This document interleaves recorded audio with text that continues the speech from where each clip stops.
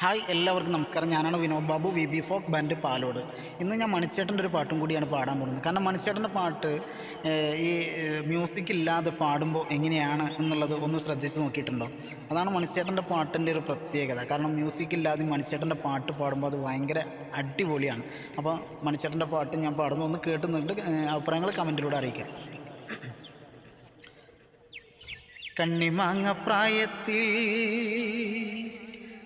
നിന്നെ ഞാൻ കണ്ടപ്പോൾ മാമ്പഴമാകട്ടേന്ന് എൻ്റെ പുന്നാരേ, മാമ്പഴമാകട്ടേന്ന്. കണ്ണിമാങ്ങ പ്രായത്തിൽ നിന്നെ ഞാൻ കണ്ടപ്പോൾ മാമ്പഴമാകട്ടേന്ന് എൻ്റെ പുന്നാരേ, മാമ്പഴമാകട്ടേന്ന്. വെള്ളമേ പുള്ളിയുള്ള മിന്നുന്ന പാവാട എത്ര ഞാൻ വാങ്ങിത്തന്നു എൻ്റെ പുന്നാരേ, എത്ര ഞാൻ വാങ്ങിത്തന്നു. തേനിൽ കൊള്ളിച്ചാലും പാലിൽ കൊള്ളിച്ചാലും കാക്ക വെളുക്കില്ലടി എൻ്റെ പുന്നാരേ, കാക്ക വെളുക്കില്ലടി. ഓടുന്ന വണ്ടിയിൽ ചാടിക്കയറുമ്പം വീഴാതെ സൂക്ഷിക്കണേ എൻ്റെ പുന്നാരേ, വീഴാതെ സൂക്ഷിക്കണേ.